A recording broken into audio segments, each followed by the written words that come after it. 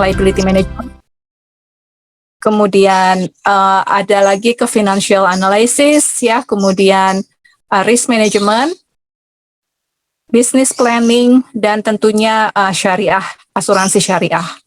Oke, saat ini activity dari Kak Ira saat ini adalah Head of Actuary dan Product Development dari PT Everest Insurance, salah satu perusahaan asuransi yang cukup besar ya di Indonesia.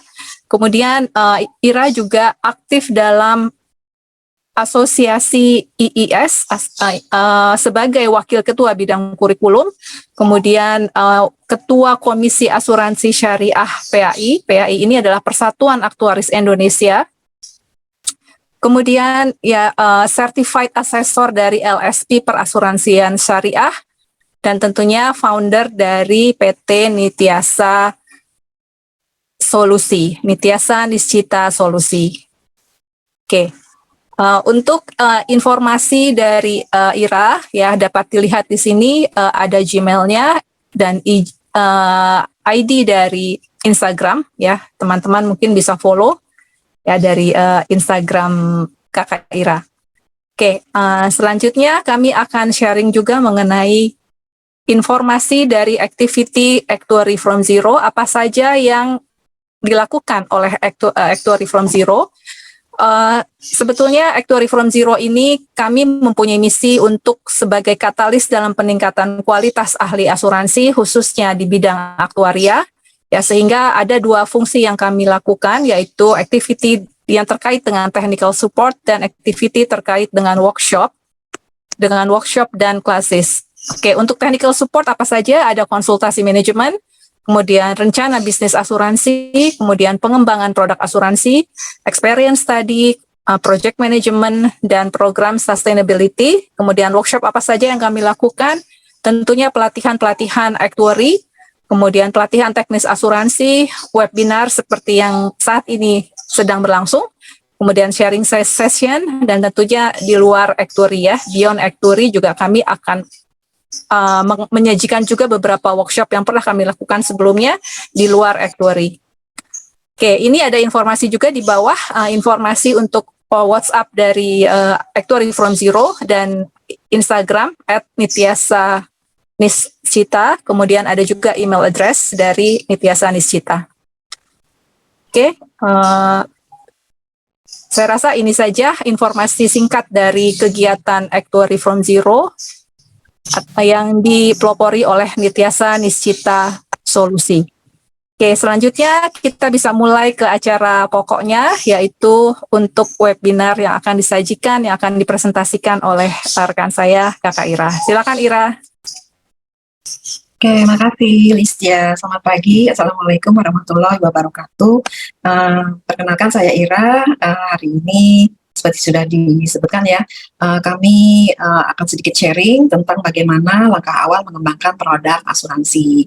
Nah, nanti kalau teman-teman ada pertanyaan boleh langsung chatting ya, chat di Zoom chat, atau boleh juga kalau mau langsung bertanya ya, misal mau biar diskusinya lebih enak ya. Kemudian nanti di akhir kita ada photo session ya, jadi teman-teman kalau bisa tetap stay di sini sampai akhir. Kita usahakan tetap sesuai dengan waktu ya, karena kan ini hari libur, pasti udah ada acara-acara yang ini ya, agenda dengan keluarga atau dengan teman-teman. Baik, sekarang saya mulai ya.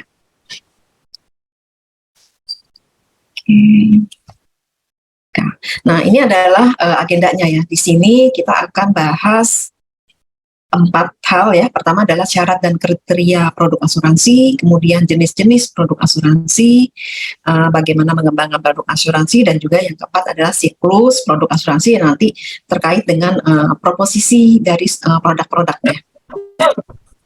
Kita mulai dari syarat dan kriteria produk asuransi.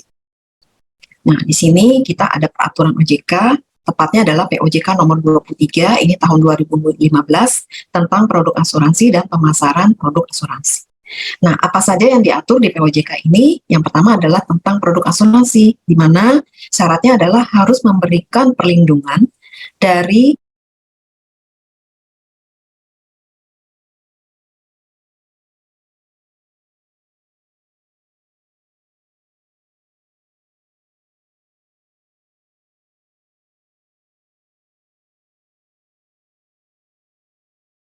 signifikan. Artinya ditetapkan tingkat yang mencukupi atau tarifnya mencukupi ya, kemudian tidak berlebihan atau tidak terlalu mahal dibandingkan dengan manfaatnya, kemudian tidak diterapkan secara diskriminatif. Nah, diskriminatif ini artinya bahwa ketika suatu premi atau kontribusi ditetapkan itu harus sesuai dengan profil risikonya. Jadi bisa aja nih ada satu peserta dia diterapkan premi normal ya, karena dia secara resiko mungkin secara medis kesehatan, tingkat kesehatannya itu dianggap sebagai standar. Kemudian kalau ada satu orang lagi ternyata dia memiliki riwayat penyakit yang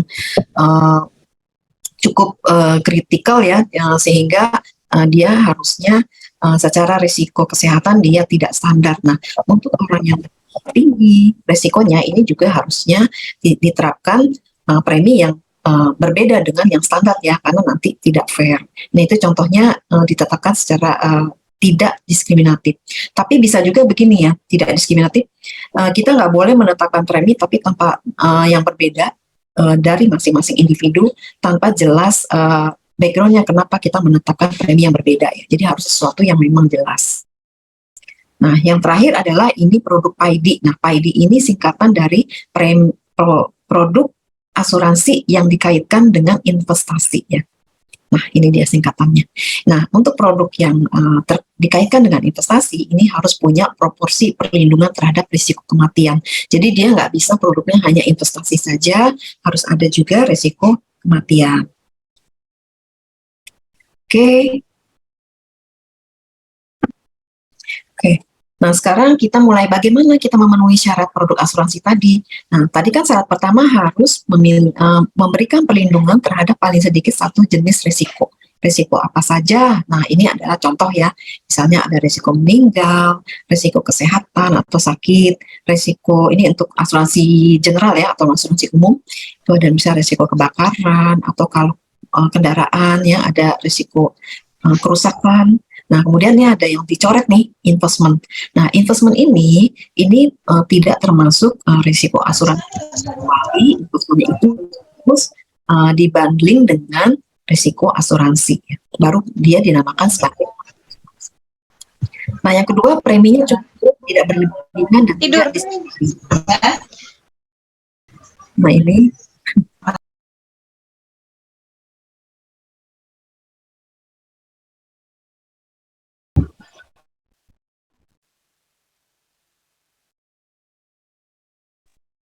Oke, kemudian mengenai harga ya, mengenai harga ini harus tepat, tidak terlalu mahal, dan juga harus seimbang dengan risikonya. Dan yang terakhir yang terkait PAID tadi ya, di sini harus ada risiko kematian, jadi dia harus ada risiko kematian dan risiko investasi. Nah, ini baru dinamakan sebagai produk asuransi. Nah, selanjutnya kriteria produk asuransi menurut POJK. Nah, ini ada 4. Kalau di POJK tadi ya, POJK 23, itu ada 4 kriteria produk asuransi. Yang pertama, produk asuransi biasa, produk asuransi bersama, produk asuransi standar, kemudian produk asuransi mikro. Nah, untuk asuransi biasa, ini artinya produk dan polisnya dibuat oleh perusahaan asuransi. Jadi, misalnya ada perusahaan asuransi A, dia bikin produk dan dia juga yang menerbitkan polis, maka ini dinamakan produk asuransi biasa. Nah, produk asuransi bersama. Nah, ini adalah produk yang dipasarkan bersama-sama. Dia bisa sesama asuransi umum, atau sesama asuransi jiwa, atau kombinasi ya, asuransi jiwa dan asuransi umum, dia bikin produk yang dipasarkan bersama-sama. Jadi, misalnya ada satu produk, mungkin kalau saya ambil contoh, mungkin kayak asuransi haji ya. Haji itu biasanya ditanggung bersama-sama, ada beberapa asuransi bersama-sama menanggung. Nah, itu termasuk kategori sebagai produk asuransi bersama. Nah, kemudian produk asuransi standar. Nah, kalau produk asuransi standar ini adalah produk dan polisnya dibuat oleh asosiasi asuransi ya. Nah, saat ini asosiasi asuransi ini ada 2. Ada asosiasi asuransi jiwa, ada 3 ya. Asosiasi asuransi jiwa, asosiasi asuransi umum, dan asosiasi asuransi syariah ya. Jadi ada 3. Nah, ini apabila asosiasi tersebut mengeluarkan suatu produk standar, maka itu boleh dipakai oleh anggota-anggota dari asosiasi itu. Jadi tidak perlu lagi masing-masing harus melaporkan ke OJK ya, jadi udah dilaporkan oleh asosiasi. Nah, yang terakhir adalah asuransi mikro. Nah, mikro namanya udah mikro ya, jadi udah ini memang ditargetkan untuk masyarakat berpenghasilan rendah atau MBR ya. Nah, di sini konsepnya adalah SMES ya, SMES, artinya sederhana, mudah, ekonomis, dan segera. Sederhana itu artinya produknya harus yang sederhana, jangan yang terlalu macam-macam ya, kompleks sekali, sehingga orang tidak mengerti ini apa gitu ya. Kemudian mudah, mudah artinya mudah mudah untuk dibeli ya. Jadi biasanya asuransi mikro itu orang tidak perlu jauh-jauh harus ketemu sama agen atau harus ke bank ya untuk membelinya, tapi biasanya mudah. Nah, kalau zaman dulu beberapa tahun lalu ada asuransi mikro demam berdarah gitu ya, itu dijualnya di seperti minimarket gitu ya, atau dipasarkannya di koperasi, jadi yang benar-benar mudah dijangkau. Kemudian ekonomis sudah pasti ya, ini preminya ekonomis. Jadi kalau menurut peraturan saat ini, premi asuransi mikro itu maksimal adalah sebesar Rp50.000 untuk 1 tahun ya. Jadi memang harus murah preminya. Kemudian segera. Kalau segera itu artinya dalam hal klaimnya ya, proses klaim. Jadi kalau asuransi mikro itu harus sederhana sekali. Jadi kalau mau ada klaim itu juga syarat dokumennya tidak ribet gitu ya. Kemudian prosesnya juga harusnya cepat. Nah, saat ini mikro sekarang banyak yang dipasarkan secara digital ya, supaya lebih mudah untuk dijangkau oleh setiap orang. Oke, sampai di sini apakah ada pertanyaan? Oke, kalau nggak ada saya lanjut ya. Oke, nah kita mulai ke bagian kedua, yaitu tentang jenis-jenis produk asuransi. Nah, di sini kita mulai dari pembagian ya. Jadi produk asuransi itu berdasarkan pembayaran manfaatnya itu ada 2 macam. Ada yang sifatnya protection atau dia pembayaran manfaatnya berupa santunan. Kemudian ada juga yang indemnity, artinya ganti rugi. Jadi di pembayaran manfaatnya itu disesuaikan dengan jumlah kerugian yang dialami. Nah, contoh dari asuransi yang pembayaran manfaatnya secara santunan atau sifatnya adalah proteksi, nah ini adalah contohnya. Ada asuransi jiwa, ada asuransi kecelakaan diri, asuransi jiwa kredit, cacat tetap, penyakit kritis, rawat jalan ya. Dan ini nanti kita bahas satu-satu ya semuanya. Kemudian kalau yang pembayaran manfaatnya bersifat sebagai ganti rugi ya atau indemnity. Nah, ini contohnya adalah biasanya kebanyakan di asuransi umum ya, seperti asuransi kendaraan bermotor, asuransi kebakaran, harta benda ya, yang ini masuk di kategori asuransi properti. Dan ada asuransi umum lainnya, biasanya memang sifatnya adalah indemnity. Kemudian ada asuransi kesehatan reimbursement. Nah, ini artinya pembayaran manfaatnya itu disesuaikan dengan tagihan dari biaya medis ya, biasanya tagihan dari rumah sakit, misalnya kalau dirawat inap. Oke, sekarang kita mulai ke asuransi jiwa. Nah, di sini kalau asuransi jiwa risikonya adalah meninggal dunia. Masa asuransinya tidak terbatas, artinya bisa pendek ya, bisa 1 tahun, bisa juga bisa sampai umur 100 ya.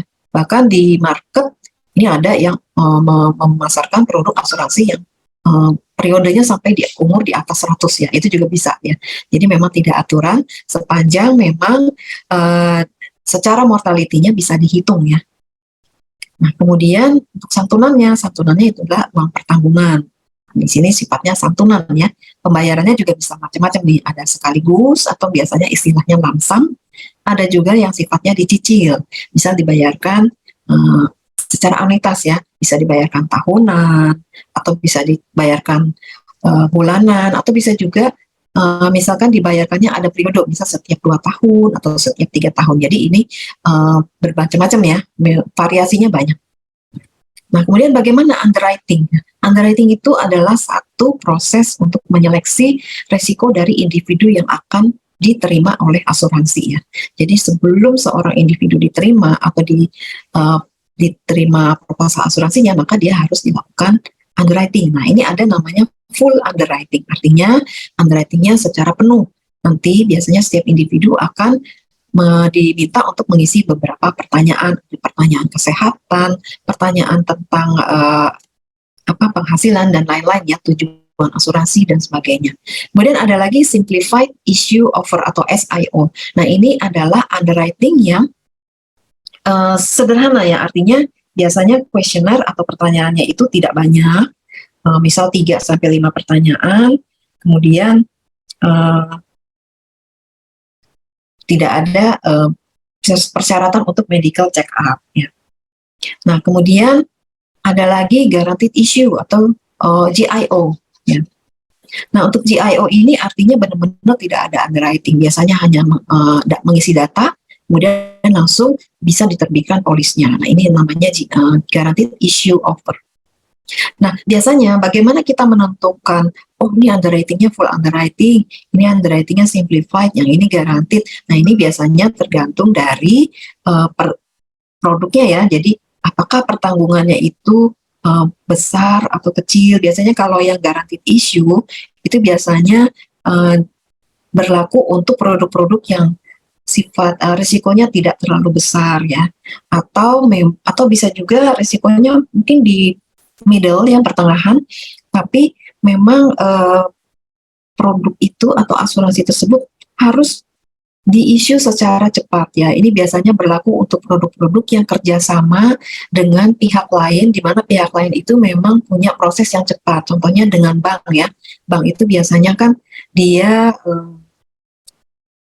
selalu memberikan asuransi itu kan tidak harus setiap orang harus di-underwrite, itu biasanya harus segera ya. Nah, ini menggunakan guaranteed issue offer, tapi kembali lagi harus dilihat bagaimana resikonya.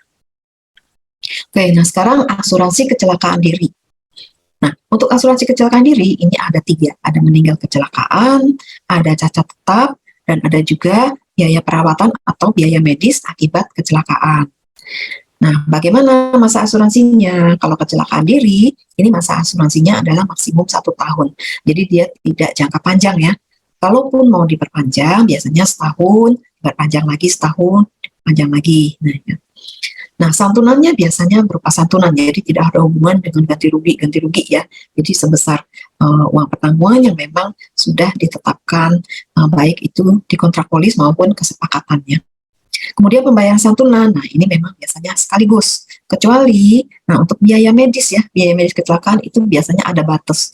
Jadi dia hanya 10% dari uang pertanggungan untuk yang meninggal dan cacat ya. Jadi dia memang lebih kecil ketentuannya. Walaupun nanti misal kita mau bikin yang lebih besar, berarti nanti ada perhitungan tertentu ya. Artinya produknya sudah tidak standar lagi. Nah, sekarang underwriting-nya. Untuk kecelakaan diri ini tidak ada underwriting ya, karena kan kita nggak bisa menyeleksi seseorang seberapa sering dia kecelakaan, itu kan nggak ada ya, nggak bisa ya. Dan kecelakaan itu sesuatu yang sifatnya tiba-tiba, tidak disangka-sangka gitu ya, sehingga ini tidak ada proses underwriting untuk kecelakaan, biasanya langsung diterima. Nah, berikutnya adalah asuransi jiwa kredit. Ini biasanya bekerjasama dengan bank, leasing, atau kreditor lain yang dia memberikan sifatnya pinjaman ya, memberikan pinjaman. Nah, risikonya biasanya adalah risiko meninggal yang terjadi selama masa kreditnya ya, atau masa tenornya, tenor kredit. Nah, di sini, masa asuransi tenor kredit. Santunan yang dibayarkan adalah sisa pinjaman. Nah, kenapa? Jadi biasanya bank itu kalau dia mengeluarkan kredit atau leasing ya, memberikan pinjaman, dia kan butuh kepastian bahwa pinjaman yang dia berikan ini terbayar lunas ya. Sehingga kalau nggak terbayar lunas, nanti kan banknya bisa terganggu nih. NPL-nya dia bisa terganggu, terus leasing juga sama ya. Collection rate-nya juga bisa terganggu, sehingga mereka memerlukan asuransi yang bisa menjamin pelunasan apabila individu yang menerima kredit tersebut meninggal dunia. Nah, karena ini besarnya sisa pinjaman, dia akan menurun. Kenapa? Karena waktu orang pinjam, katakanlah dia di awal pinjam 1.000, kemudian bulan pertama dia bayar cicilan, bulan kedua dia bayar lagi, berarti kan lama-kelamaan dia hampir lunas ya, jadi menurun. Nah, pertanggungannya ini menurun kalau asuransi jiwa kredit. Selanjutnya gimana underwriting-nya? Nah, ini saat ini underwriting-nya cenderung longgar ya. Kenapa? Karena balik lagi, Ini karena ada pihak lain, pihak bank atau leasing atau pihak kreditor lain yang memang mereka karena ketika memberikan kredit harus langsung oke, confirm ya dari pihak asuransinya, sehingga ini suka cenderung longgar. Tapi nanti kita balik lagi ya, kita lihat resikonya. Kalau memang resikonya itu tinggi, maka kita nggak bisa menerapkan underwriting yang longgar. Jadi harus mungkin dilakukan full underwriting. Jadi bisa aja kita menerapkan underwriting yang lebih lengkap. Oke, selanjutnya asuransi kesehatan. Nah, di sini saya tulis ada indemnity. Artinya ini yang benar-benar sifatnya berupa ganti rugi ya. Nah, biasanya ini namanya ada yang namanya hospital cash plan, ada yang menamakannya hospital cash income, ada juga yang namain income hospital income replacement. Banyak ya, namanya banyak, tapi intinya ini adalah dia menanggung risiko rawat inap karena sakit atau kecelakaan. Kemudian biasanya suka ada variasi-variasi, baik ICU, pembedahan, banyak ya. Biasanya suka ada ditambah-tambah lagi untuk lebih komplit ya produknya. Kemudian masa asuransinya 1 tahun, biasanya nanti akan diperpanjang. Dan nah ini santunannya, karena dia sifatnya indemnity, sama sekali nggak ada hubungannya dengan tagihan rumah sakit atau biaya yang dikeluarkan untuk perawatan perawatan kesehatan ini. Jadi santunannya adalah hanya berapa jumlah hari dirawat dikalikan dengan santunan hariannya. Misalkan seorang individu dia mengambil santunan hariannya katakanlah misal 1 juta per hari ya. Jadi kalau dia dirawat 10 hari ya udah 10 dikali 1 juta. Jadi hanya begitu saja, simple ya, tidak ada hubungannya tagihan rumah sakit. Walaupun tagihan rumah sakitnya mungkin bisa lebih rendah atau lebih tinggi ya. Jadi itu tidak dilihat. Nah, kemudian di sini jika memiliki lebih dari 1 polis, maka klaimnya dapat diakumulasi. Nah, di sini artinya karena sifatnya indemnity, dia sama sekali tidak tergantung ya sama tagihan rumah sakit. Dan sini dia jadi kalau ada 1 orang dia punya lebih dari 1 polis, dia bisa klaim dari masing-masing tersebut. Jadi kalau misal dia yang satu perhariannya 1 juta misal, terus dia punya 1 polis lagi yang perharinya 1 juta juga, maka ya dia akan bisa klaim untuk dua-duanya. Kemudian dari sisi underwriting ini biasanya juga lebih sederhana, tapi memang ini jadinya kita perlu berhati-hati ya waktu kita mendesain produknya. Karena kalau underwritingnya sederhana atau underwritingnya tadi lebih longgar, kita mesti berhati-hati. Baik dari sisi waktu kita pricing, biasanya kalau underwritingnya lebih sederhana atau lebih longgar, kita harus taruh buffer ketika di pricingnya. Misalkan mortality-nya kita tambahkan loading gitu ya, atau ada incidence rate lain yang kita harus berikan buffer. Ini untuk menjaga supaya resikonya itu bisa kita kelola ya. Oke, kita lanjut ke asuransi kesehatan yang sifatnya reimbursement. Artinya, ini tergantung dari tagihan rumah sakit. Nah, ini contohnya ya, ada rawat inap karena sakit, kecelakaan. Nah, ini macam-macam. Biasanya kalau reimbursement ini lengkap sekali. Dia ada inpatient, outpatient, ada maternity, ada dental, ada optical ya, kacamata, jadi lengkap ya. Biasanya ini di target marketnya adalah perusahaan atau karyawan dari perusahaan, jadi kelompok ya, jadi corporate atau kumpulan. Ada juga sih yang di target marketnya individu, tapi biasanya tidak sampai yang rawat, maksudnya tidak sampai rawat gigi, kacamata, jadi nggak semuanya ini di covernya. Oke, untuk masa asuransi juga sama ya, tahunan kalau kesehatan, dan dia bisa diperpanjang selama setahun. Nah, untuk biasanya yang sifatnya reimbursement itu ada limit manfaat. Limit manfaatnya itu biasanya bisa per tahun, bisa juga per jenis layanan, bisa juga pakai berdasarkan area. Nah, contohnya per tahun misal produknya ini pokoknya limit setahunnya misal 100 juta. Jadi dia bisa klaim sampai batas limit tahunan tersebut. Jadi ketika biaya yang klaim yang diajukan itu lebih daripada limitnya, maka itu sudah tidak ditanggung lagi oleh asuransi, jadi harus ditanggung sendiri gitu ya.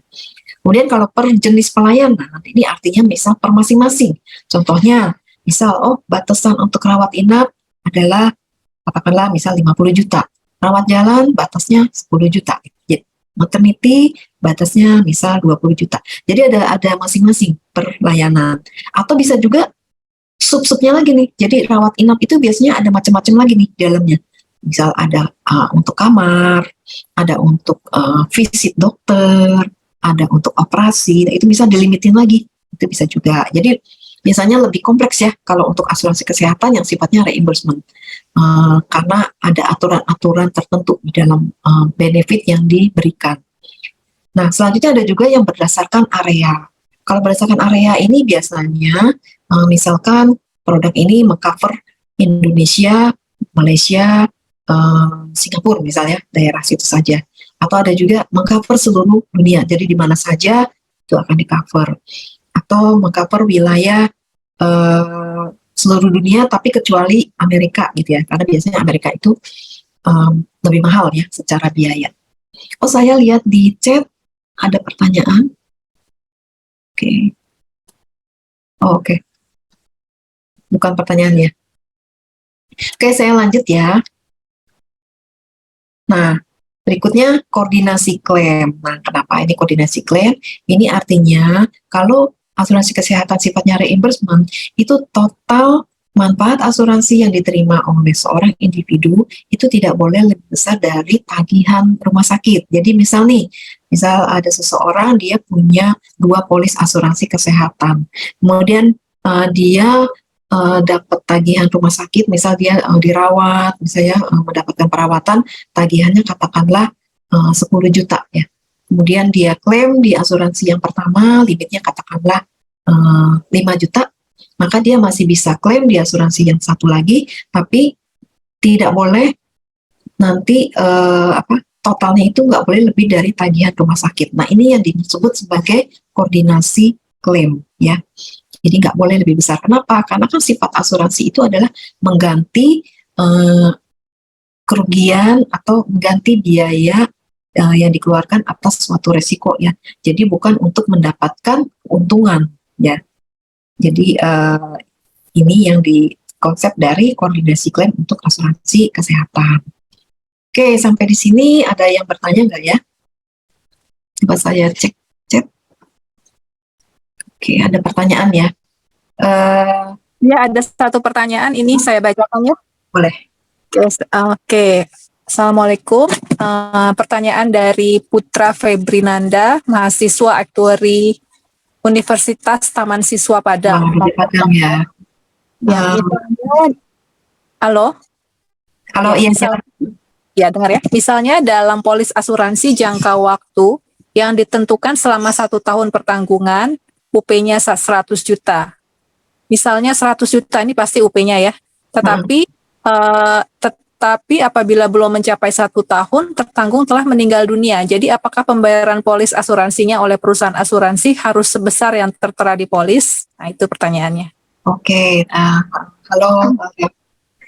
Jadi kalau UP itu artinya ya sebesar itulah yang dibayarkan. Jadi mau dia meninggalnya lebih cepat gitu ya, atau meninggalnya di ujung-ujung periode gitu ya, tetap yang dibayarkan adalah sebesar uang pertanggungannya. Jadi kalau contoh tadi ya, tetap yang dibayarkan 100 juta, jadi nggak dihitung pro rata ya. Mungkin kesannya, wah perusahaan asuransi rugi dong ya, baru masuk terus langsung klaim, misalnya baru sebulan masuk asuransi, kemudian 1 bulan kemudian katakanlah klaim. Ya sebenarnya ini memang risiko yang ditanggung, tapi kan biasanya kalau perusahaan asuransi mereka menghitungnya secara jumlah besar ya. Jadi hukum bilangan besarnya itu sudah tercapai dan ini terjadi subsidi tilang ya. Jadi kan tidak semua peserta dari asuransi itu akan meninggal dunia bersama-sama gitu ya misalnya. Jadi kan pasti ada yang memang dia survive ya sampai akhir periode, ada juga yang kejadian resiko meninggalnya terjadinya di ujung-ujung atau sudah lebih dari tengah-tengah. Jadi itu tidak pengaruh ya. Jadi waktu kita menghitung risikonya, kita tetap dihitung risiko untuk setahun ya. Dan tentunya bilangan besarnya itu harus dicapai ya. Baru dikatakan produk asuransi ini memberikan profit ya kepada perusahaan. Jadi nggak dibeda-bedain ya, mau meninggalnya di mana saja, tetap dia akan mendapatkan nilai sebesar yang tercantum di polis. Ya, mudah-mudahan jelas ya pertanyaannya. Oke, kita lanjut ya. Ada pertanyaan lagi ya nih? Oh, oke. Oke, sama-sama. Nah, selanjutnya kita melirik sedikit ya, nih asuransi umum. Contohnya, asuransi kendaraan bermotor. Nah, di sini biasanya ada dua macam manfaat asuransi. Ada yang sifatnya mengganti semua biaya kerusakan, itu namanya all risk ya. Jadi mau lecet, mau ketabrak penyok-penyok ya, itu ditanggung ya. Tapi ada juga yang manfaat asuransinya namanya TLO atau total loss only. Jadi asuransinya baru membayar kalau benar-benar rusak total ya. Jadi benar-benar hancur. Nah di sini biasanya kalau kapan suatu kendaraan bermotor di cover total loss only dan kapan dia all risk ya. Nah kalau all risk biasanya itu ada masa usia kendaraan bermotor. Jadi biasanya yang saya tahu ya, kalau usia kendaraan bermotornya udah lewat dari 5 tahun, biasanya asuransi sudah nggak mau lagi mengcover all risk. Jadi yang di cover adalah hanya TLO. Jadi harus benar-benar total loss, benar-benar rusak ya, itu baru diganti gitu ya. Nah, jadi ngelihat umur mobil biasanya atau umur kendaraan motor lain ya, roda 2 maupun roda 4. Nah, biasanya ini ada variasi nih tambahan. Ada ditambahin manfaat ditanggung terhadap risiko kebanjiran, gempa bumi, kemudian biasanya ditambahin lagi layanan jasa derek, mobil pengganti, atau boleh milih bengkel sendiri, atau huru-hara. Nah, itu biasanya variasi ya. Jadi kalau di umum memang variasinya tuh ini ya, campur ya. Ada yang memang karena kejadian alam, ada juga yang memang berupa layanan. Nah, di sini masa asuransinya biasa sama ya, setahun-setahun. Jadi kalau asuransi umum, itu kebanyakan masa asuransinya adalah setahun-setahunnya. Nah, ini yang menarik. Saat ini, tarif premi standar untuk asuransi kendaraan bermotor itu ditentukan oleh OJK.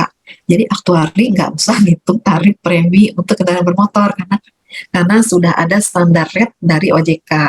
Nah, tapi walaupun OJK menentukan standar rate, OJK tetap mengumpulkan atau meminta data statistik dari masing-masing asuransi. Nah, ini mungkin saya ceritain background-nya ya. Kenapa sih diterapkan tarif premi standar nih oleh OJK ya?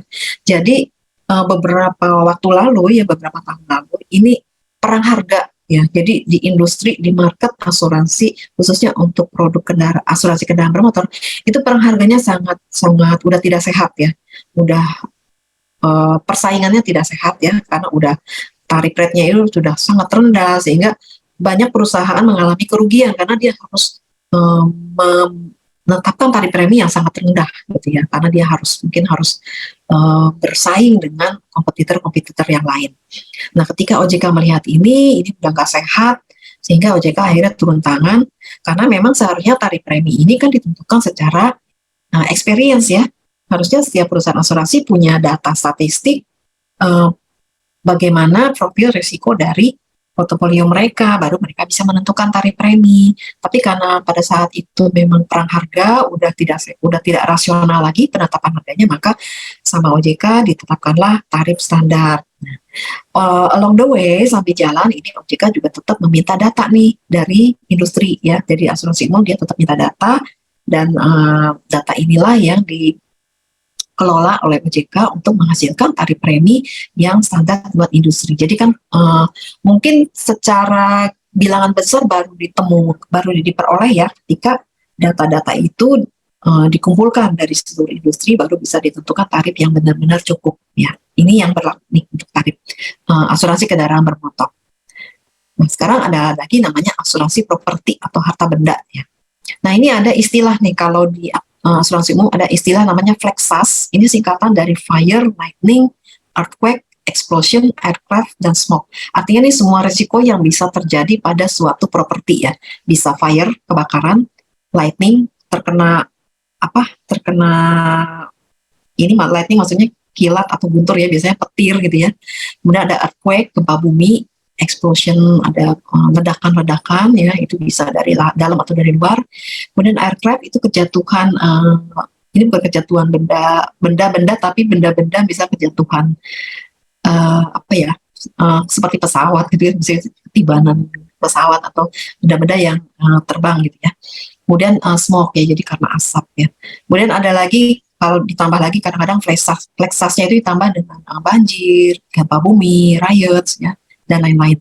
Nah, manfaatnya sudah pasti ya, karena ini namanya asuransi properti atau harta benda, maka dia akan mengganti biaya apabila terjadi kerusakan atau kehilangan atas harta benda tersebut. Masa asuransinya 1 tahun dan dia diperpanjang setahun ya. Kemudian tarif preminya, nah ini sama nih. Saat ini pun sama, asuransi properti atau asuransi harta benda juga tarifnya masih menggunakan tarif standar dari OJK. Jadi saat ini semua perusahaan asuransi umum mengacu kepada tarif premi standar OJK sampai mereka sudah punya data yang cukup, statistik yang cukup untuk menghitung tarif premi sendiri. Nah, tarif premi ini biasanya tergantung dari kategori propertinya. Kan properti macam-macam ya, ada yang rumah tinggal, ada yang ruko ya, ada pabrik yang besar, ada gedung-gedung ya, jadi macam-macam. Nah, ini tarifnya berbeda-beda tergantung dari jenis propertinya atau isi-isinya ini ya, isi di dalam rumah, di dalam gedung ya, di dalam tempat tinggal gitu ya. Oke, ada pertanyaan. Nah, mungkin saya terusin dulu ya, nanti kita ada sesi pertanyaan juga. Oke, sekarang asuransi tanggung jawab pihak ketiga atau third party liability. Ini masuk kategori asuransi umum juga. Biasanya ini adalah mengcover resiko apabila ada gugatan dari pihak ketiga atas terjadinya suatu resiko. Nah, ini contohnya mungkin gini, kalau saya ambil contoh, katakanlah ada suatu ruko deh ya, ada ruko, terus dia pasang billboard nih, judul usahanya gitu ya. Kemudian ada mobil parkir, ternyata billboardnya jatuh nih, kena ke mobilnya rusak. Sehingga orang yang punya mobil pasti ini ya, dia akan mengajukan gugatan minta ganti rugi. Nah, ini namanya contoh dari tanggung jawab pihak ketiga. Manfaatnya adalah sudah pasti ya, mengganti biaya ganti rugi. Nah, kalau si pemilik gedung tadi memiliki asuransi tanggung jawab pihak ketiga, maka dia bisa klaim. Jadi yang bayar ganti ruginya adalah si pihak asuransi. Ya. Nah, masa asuransinya tahunan, bisa diperpanjang ya, setahun juga. Kemudian sama, ini biasanya melekat ke objek asuransi lain. Jadi kayak tadi ya, kalau contoh tadi ada billboard dari suatu ruko kena mobil, itu contoh kalau si asuransi tanggung jawab pihak ketiga ini menempel di asuransi properti ya. Sekarang kalau misal dia menempel di asuransi kendaraan bermotor, misal contohnya di jalanan ada yang keserempet-serempet dikit, kemudian ada yang satunya nggak terima minta ganti rugi. Jadi kalau misal si penyerempet tadi punya asuransi yang mengcover tanggung jawab pihak ketiga, maka dia bisa mengajukan klaim dan nanti pihak asuransi yang membayar kerugian. Jadi contohnya seperti itu ya, kalau yang tanggung jawab pihak ketiga. Oke, kita sudah selesai jenis-jenis, jadi contoh-contohnya umum ya, asuransi jiwa sama asuransi umum. Sampai sini kita mungkin bahas pertanyaan ya. Ada pertanyaan nggak nih Kak Listian? Iya, ada 2 pertanyaan, Kak Ira. Yang pertama dari Kenzi, selamat pagi, perkenalkan saya Kenzi Lamberto. Halo Kenzi. Ya, ini misalnya asuransi kredit, baki debitnya menurun, terus waktu dihitung itu kita modeling pricing produknya seperti apa biar tahu penurunannya harus bagaimana. Selanjutnya kalau untuk pemodelan pakai cara umum, klaim dibagi TSI itu aman nggak? Nah, saya nggak tahu TSI itu apa ya. Total sum insured kali ya maksudnya? Oh, mungkin ya. Oke, ini kayaknya kita foto dulu ya Kenzi ya. Halo Kenzi, kayaknya Kenzi ini mungkin sudah praktisi di industri asuransi kali ya. Iya benar. Oh, oke. Di jiwa atau umum Kenzi?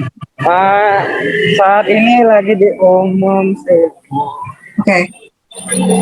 Ya. Cuman kan belajar di kuliah kan cara live yang ada probability exposure gitu kan. Jadi kayak ini kok cuman dibagi gitu, kayak aman nggak sih gitu aja sih Bu.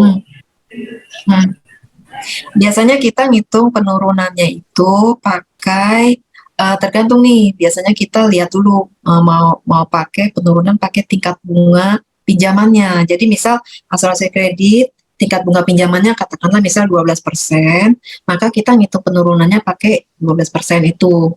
Caranya itu kayak amortisasi biasa sih, diturunin. Jadi biasanya penurunannya itu kita hitung bulanan. Jadi kita kayak amortize ya, kita amortize bulanannya, baru kita turunin pelan-pelan. Kira-kira seperti itu. Jadi sangat tergantung dari tingkat bunga pinjamannya. Semakin tinggi tingkat bunga pinjamannya, berarti kan penurunannya makin apa nih? Makin cepat ya. Dibandingin kalau yang lebih rendah ya, penurunannya agak landai. Kira-kira seperti itu ya cara modelinnya. Pakai probability enggak pakai probability. Maksudnya probability mortalitas enggak sih. Ini cuma kalau untuk penurunan itu kita hanya amortisasi aja. Jadi bukan probability mortalitas. Ya. Probability mortalitasnya nanti dipakai waktu kita mau dapatin preminya. Ya. Iya Bu, ini mungkin kalau boleh nambah ntar itu pengakuan earn preminya dibikin sama rata aja atau kan bakinya menurun kan, jadi harusnya earn premiumnya ikut naik atau Oke. Kalau premi bisa macam-macam nih. Kalau di asuransi kredit biasanya preminya tunggal, single premi. Jadi satu kali aja dibayar sekaligus di depan. Atau bisa juga preminya tahunan. Nah, kalau preminya tahunan, berarti kan nggak mungkin setiap tahun orang bayar preminya lain-lain gitu ya. Biasanya kita tetap pakai preminya sama nih setiap tahun. Cuma hitungnya itu ya dari yang penurunan tadi kan kita bisa kayak present value in gitu ya. Habis itu baru kita amortize lagi supaya rata flat. Jadi preminya biasanya sih tidak menurun ya. Preminya flat atau preminya sekaligus satu kali aja dibayar di depan pakai premi tunggal. Kira-kira gitu ya. Kenzi ya, mudah-mudahan bisa membantu. ya, Bu. TSI ini apa ya Kenzi, boleh nggak? Total sum insured? Iya, total sum insured kan iya. diumumkan cuman untuk penentuan itu kan data klaim dibagi sum insured aja. Oh, itu klaim rasio dong. Nggak juga ya, bukan ya. Itu apa ya? Sebenarnya lebih baik, ini terlalu sederhana sih pendekatannya. Jadi biasanya sih lebih baik kita pakai benar-benar penurunan ya. Terus ini kalau total claim bagi sum assured ini apa ini ya? Ini dibilang claim ratio juga bukan ya. Kalau claim ratio kan harusnya membaginya premi ya. Iya, Baru ini sih baru dengar. Tapi saran saya sih kita itu sebenarnya kayak probability aja kan, kejadian claims-nya. Oh ya, QX gitu ya. Iya. Kalau pricing-nya, penetapan premi ini kalau di life insurance ini tidak sesimpel ini, dan kalau yang proper enggak. Kita ada suatu. Iya, betul. Di umum nih kayaknya gini soalnya. Nggak apa-apa. Gitu. Pelan-pelan sih memang. Di umum kadang-kadang ini karena mungkin jangka pendek ya, jadi tidak jarang pakai yang agak kompleks ya untuk perhitungannya ya. Iya sih, jadi kayak kan fresh grade lah. Lihat, ini oke nggak sih gini gitu loh. Kalau untuk periode setahun mungkin bisa ya, tapi kalau jangka panjang kita harus pakai penurunan yang benar sih. Iya, ini kalau menurut saya sih kurang tepat ya kan kalau. Ya, nggak apa-apa. Memang apa ya? Ya memang perlu waktu untuk adjust ya kalau di asuransi umum ya, karena kebiasaannya itu kan setahun-tahun, jadi hitungnya sederhana gitu ya. Boleh dari Kenzi, apakah ada pertanyaan lagi? Sudah cukup? Lanjut dulu lah Bu, ntar nggak selesai. Terima kasih Bu. Oke, lanjut ke pertanyaan berikut. Ya, pertanyaan kedua dari Muhammad Aska, dosen ITK. ITK ini apa ya? Mungkin nanti bisa dibantu menjelaskan. Kalimantan. Oh, di Kalimantan. Oke. Sebagaimana yang kita ketahui saat ini sudah ada BPJS yang bisa menanggung semua biaya pengobatan. Jika ada pasien yang memiliki polis asuransi kesehatan yang lain, apakah masih bisa pasien tersebut mengajukan klaim asuransi? Secara asuransi hanya mengganti kerugian, bukan untuk mendapatkan keuntungan. Oke, itu aja pertanyaannya Kak Ira.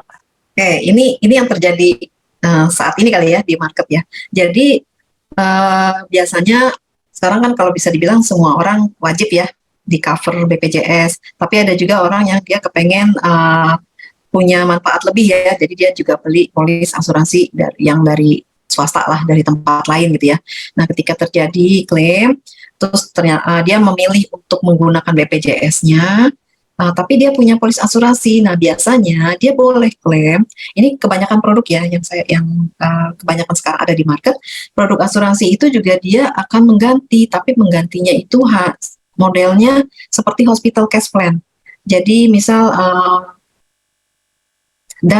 hanya berapa per hari dikali dengan jumlah hari dirawat inap. Jadi apabila semuanya kan udah ditanggung BPJS, berarti kan kalau dia klaim lagi nggak bakal dikasih ya sama asuransi karena semua udah ditanggung gitu ya. Jadi yang bisa asuransi berikan, karena tapi asuransi biasanya juga appreciate ya, karena kan udah bayar premi, udah rajin bayar premi gitu kan, dan memang ada kejadian. Nah, biasanya yang dibayarkan adalah sebesar santunan harian. Jadi misalkan dia di polis asuransi kesehatannya itu ya yang bukan BPJS, misal santunan harian kamarnya itu adalah misal 1 juta gitu ya, atau 500.000 gitu ya.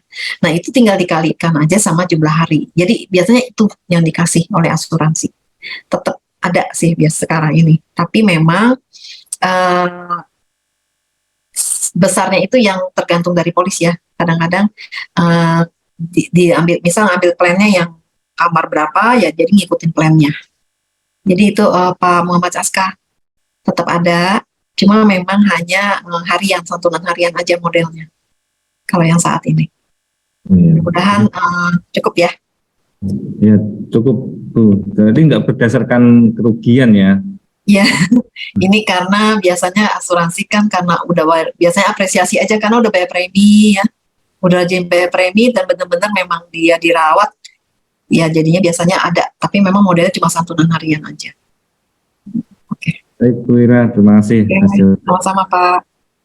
Lanjutnya, sudah ya. Kita boleh lanjut ya ke berikutnya. Oke, saya lanjutkan. Nah, ini kita udah ke bagian ketiga ya, mengembangkan produk asuransi.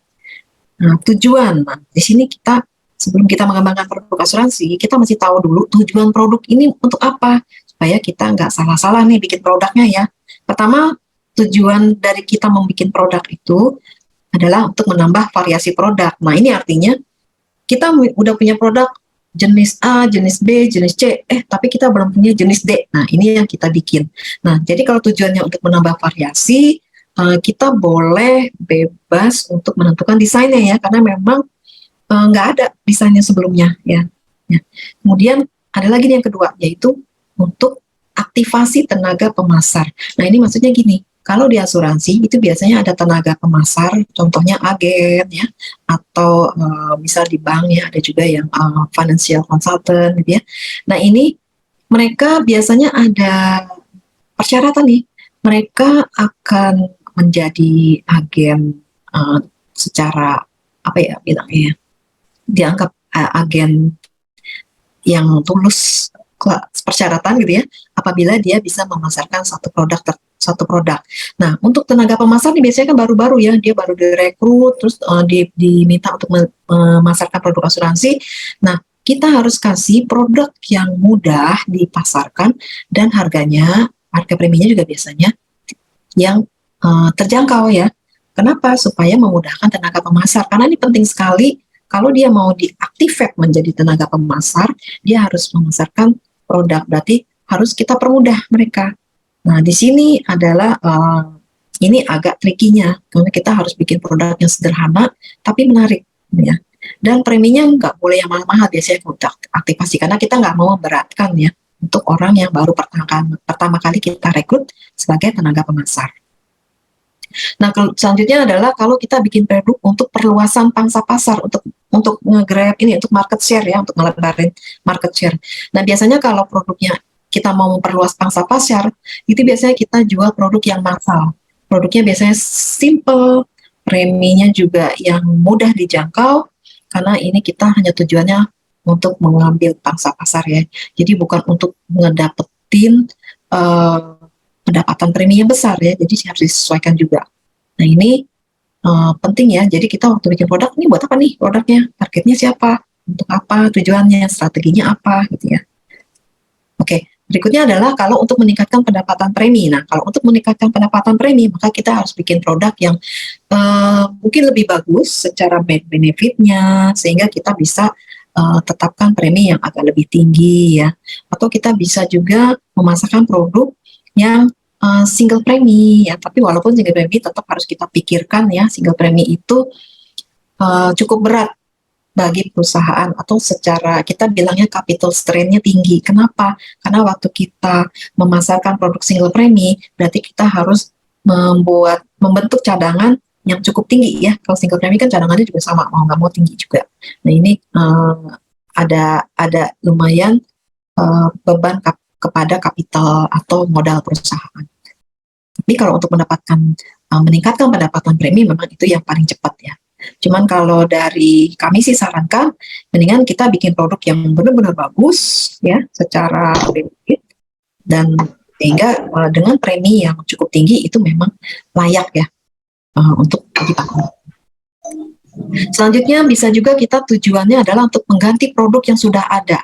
Ini bisa kita udah punya produk, tapi produk ini ternyata kalau kita lanjutkan ini kurang baik, bisa jadi misal misal dulu produknya di pricingnya 5 tahun lalu ya, masih pakai tingkat bunga atau diskon rate yang tinggi. Sekarang kan tren tingkat bunga turun nih, mau nggak mau diskon rate-nya juga sudah menurun. Jadi kalau kita terus pasarkan produk ini, maka bisa jadi beban ada mismatch antara hasil investasi yang diperoleh dengan beban cadangan premi ya, karena cadangan preminya masih pakai yang lama nih, tingkat diskon rate yang tinggi ya. Nah, bisa kita mau ganti nih produk ini kayaknya produk nggak bisa kita teruskan karena akan membebani dengan cadangan yang tinggi. Nah, di sini harus kita pikirkan apakah produknya itu mau kita rubah, baik secara fiturnya mau sama aja, tapi preminya yang kita reprice lagi, atau kita benar-benar totally mengganti produk yang mirip-mirip tapi dengan perhitungan, dengan benefit yang sudah disesuaikan ya. Nah, biasanya kalau pengganti ini kita nggak boleh terlalu banyak beda sama yang kita ganti ya, karena kan pasti harapannya ketika kita mengganti itu kita tetap punya produk yang sejenis ya, dengan benefit yang mirip-mirip yang sudah kita punya sebelumnya. Nah, ini mesti diperhatikan. Jadi kita nggak bisa bikin produk cuma ada permintaan dari teman-teman di sales, bikinin produk A dong, bikinin produk B, tapi kita harus lihat secara luas ini produk untuk apa ya, gitu kan, strateginya bagaimana ya, gitu ya. Jadi tepat nanti. Jadi kita nggak effort kita nggak habis untuk mengembangkan suatu produk, tapi habis itu secara strategi pemasaran atau target marketnya nanti nggak tepat ya. Jadi banyak yang harus kita lihat juga. Oke, berikutnya pertimbangannya. Nah, waktu kita mengembangkan produk asuransi, yang kita pertimbangkan adalah harus sesuai dengan target pasarnya, siapa produk ini dipasarkan, dan juga sesuai dengan kebutuhan finansial dari nasabah. Nah, kemudian resikonya bisa kita kelola. Jadi kita jangan memasarkan suatu produk yang kita nggak bisa kelola risikonya ya. Nah, bagaimana mengelola risiko? Ini bisa melalui dari sisi underwriting, kita bisa juga mentransfer risikonya bisa ke pihak reasuransi atau ke pihak lain, bisa kita gabungan nih co-insurance ya sama perusahaan lain, itu juga bisa. Nah, atau bisa juga kita melakukan kerjasama dengan pihak ketiga. Ini contohnya kalau bisa contoh asuransi kesehatan ya, biasanya kita kerjasama dengan pihak ketiga yang mereka akan memanage dari sisi klaim-klaimnya gitu ya. Kemudian pembatasan pertanggungan. Nah, ini juga kita bisa mengelola resiko dengan kita batas-batasin. Misal kita cuma batasin, kita cuma sampai usia 50 saja misalnya. Uang pertanggungan kita nggak tinggi-tinggi nih, cuma maksimum 1 miliar, bisa seperti itu ya contohnya. Kemudian kita juga waktu mengembangkan produk, kita juga mesti ngelihat produk kompetitor, karena dimanapun kompetitor itu pasti ada ya. Kita tidak sendirian gitu ya. Jadi kita mesti melihat juga di sebelah nih apa nih gitu ya, supaya kita bisa compete juga. Kemudian kebaruan, nah ini mungkin yang agak sulit ya, kebaruan atau novelty. Produk yang kita bikin itu harus adalah sesuatu yang baru, yang nggak ada sebelumnya. Jadi bagaimana menciptakan kebaruan, ini benar-benar kreativitas dari teman-teman, baik yang di bagian product development maupun yang actuary juga ya, yang di pricingnya. Oke, lanjut kita ke faktor-faktor yang mempengaruhi desain produk. Ini ada target market ya tadi ya, atau segmentasi. Jadi misal target marketnya mau ke middle low atau middle up, atau kita mau ke umur-umur yang muda atau ke umur yang tua. Nah itu, atau kita mau khusus untuk female ya, untuk yang wanita gitu ya, itu beda-beda lagi nanti. Kemudian saluran pemasaran. Nah saluran pemasaran ini saat ini ada 5 ya, ada agency, ada bank, ada broker. BUSB itu adalah badan usaha selain bank. Jadi apapun yang bukan bank itu juga yang bisa dijadikan saluran pemasaran. Dan asuransi mikro ya. Jadi macam-macam. Nah ini sangat tergantung nih desainnya mau seperti apa. Kayak tadi ya, kalau untuk bank berarti kita underwritingnya harus pikirkan. Bank itu nggak mungkin kita yang underwritingnya lama-lama, yang repot-repot gitu ya. Tapi desain produknya juga harus kita sesuaikan. Atau untuk mikro tadi ada smash ya, terpenuhi smashnya. Nah kalau untuk agency mungkin kita lebih bisa berkreatif ya, karena kalau agency itu benar-benar kreatif, benar-benar bagaimana pihak agent itu mempromosikan produknya gitu ya. Nah kemudian ada manfaat yang dijamin nggak? Nah ini pengaruh nih. Kalau ada nilai tunai atau ada guaranteed return ya yang sifatnya dijamin, maka kita harus pikirkan lagi aset underlyingnya gimana. Jadi nggak cuma sekedar punya produk, tapi kita harus memastikan kita punya aset yang bisa mengcover manfaat yang dijamin ini. Kemudian ada lagi manfaat yang tidak dijamin. Contohnya kayak bonus dividen, no claim bonus. No claim bonus itu artinya gini, kalau nggak ada klaim, kita bayarkan bonus sekian.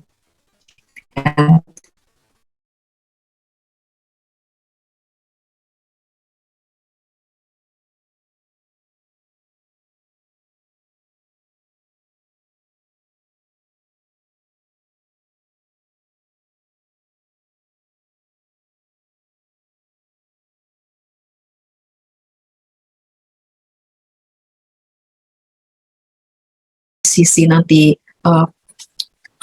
ilustrasi, dari sisi pricingnya, kemudian juga pengelolaannya juga harus dipastikan.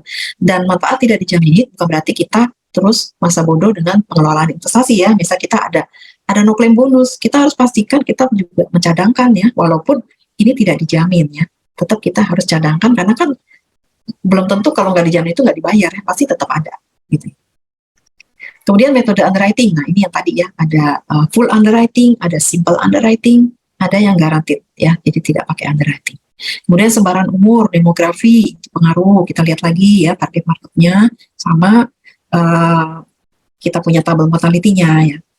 Dan tabel mortality-nya tergantung experience juga ya nantinya. Kemudian sebaran manfaat asuransi, nah ini maksudnya kita mau nargetin ke premi-premi yang berapa nih gitu ya, itu pengaruh juga. Karena bisa jadi gini ya, ketika kita bikin suatu produk, misal kita mau menargetkan rata-rata preminya nih harusnya 1 juta misalnya, tapi ternyata itu dipasarkan dengan rata-rata premi yang di bawah itu atau di atas itu. Nah ini kan jadi udah beda lagi ya dengan saat waktu kita melakukan pricing. Karena nanti takutnya efeknya ke baik ke hasil investasinya gitu ya, atau benefitnya juga kan nanti berbeda, secara profit yang diterima juga bisa berbeda ya. Dan ini nanti efeknya ke value lagi nanti. Oke, metode dan cara bayar sudah pasti ya. Cara bayar premi itu bisa bulanan, triwulan, semester, tahunan, itu beda-beda, dan itu nanti bisa pengaruh ya. Jadi kalau produknya yang bayarnya regular premi atau single premi itu lain lagi ya. Kemudian metode itu maksudnya gini, misal dibayarkannya secara transfer atau dibayarkannya auto debit, itu nanti pengaruh ya. Pengaruhnya terutama waktu kita pricing dari sisi lapse rate-nya. Karena biasanya kalau misal preminya, cara bayarnya itu agak tidak mudah ya, contohnya setiap saat jatuh tempo si nasabah itu mesti bayar nyetor ya. Itu kan pasti ada risiko kelupaan, kelewat gitu ya, atau nggak ada yang ngingetin gitu ya dari pihak perusahaannya. Nah itu bisa meningkatkan risiko lapse ya. Tapi kalau kita mempermudah cara bayar, misalnya kita bikin otomatis, reminder-nya juga melalui segala jalan ya, misal ada reminder melalui SMS, ada reminder melalui WhatsApp gitu ya, atau macam-macam ya. Jadi ini juga pengaruh ke nanti asumsi untuk lapse-nya. Oke, sekarang aspek aktuaria. Nah, aspek aktuaria apa aja nih?